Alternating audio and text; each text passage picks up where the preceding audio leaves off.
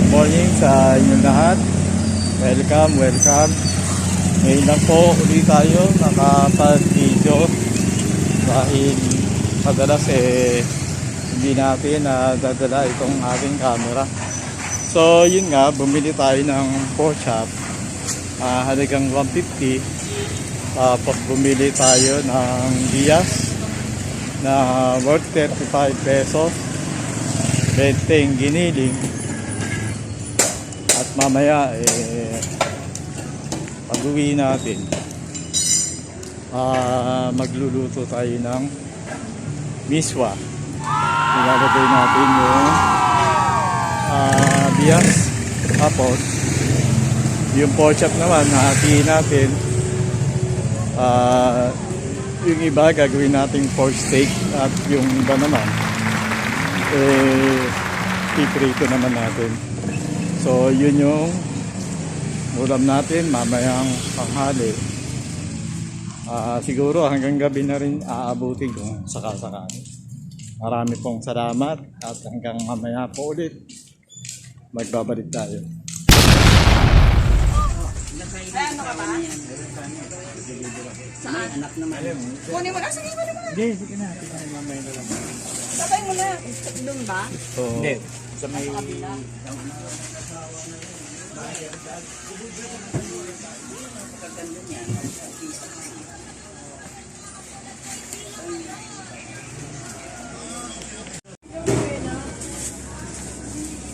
Ayun, nahuli kumakain pa si ate. Good morning. Pabili ako ng 1/4 na miswa at saka 2 pork cubes. Sarap din. Magluluto tayo ng miswa na may bias at saka pork chop. Umulan So nandito tayo sa MJ. Bibili tayo ng miswa. Ito yung ating suki Suka. Ano pa suka? Yun lang. 1/4. So dito nakahanap tayo ng miswa. Doon sa kay suki wala tayo nabili. 4 cubes lang yung nabili natin sa kanya. Mas maganda kasi pagka yung marami, pag minuto mo marami rin siya kesa yung per piraso na tagsi 7 pesos. So ayun, tinimbang na.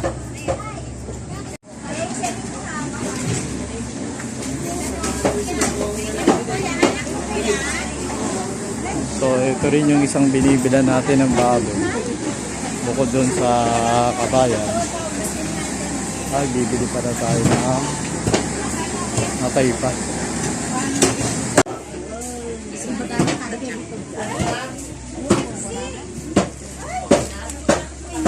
Nice of you.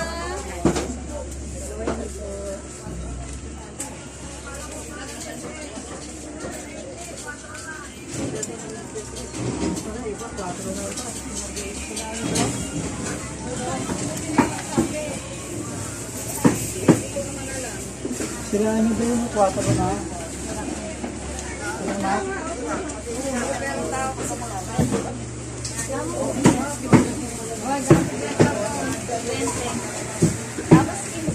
Bawang balat.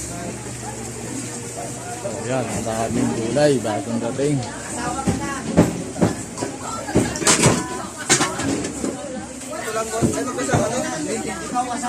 Ayun si Pogi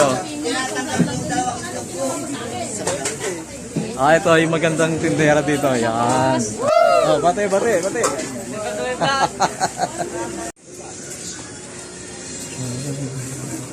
Kain na po. Kain na daw. Kain na po. Yung ating suki naman, ang tinda naman niya ay santol at saka rambutan.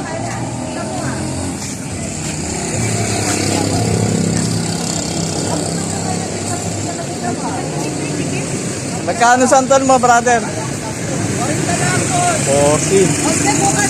Tapos yung rambutan, magkano?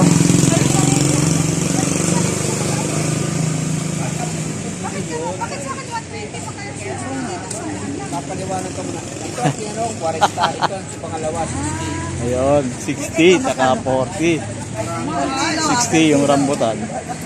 Tapos 40 naman yung santol. Lang pag senior, ano naman.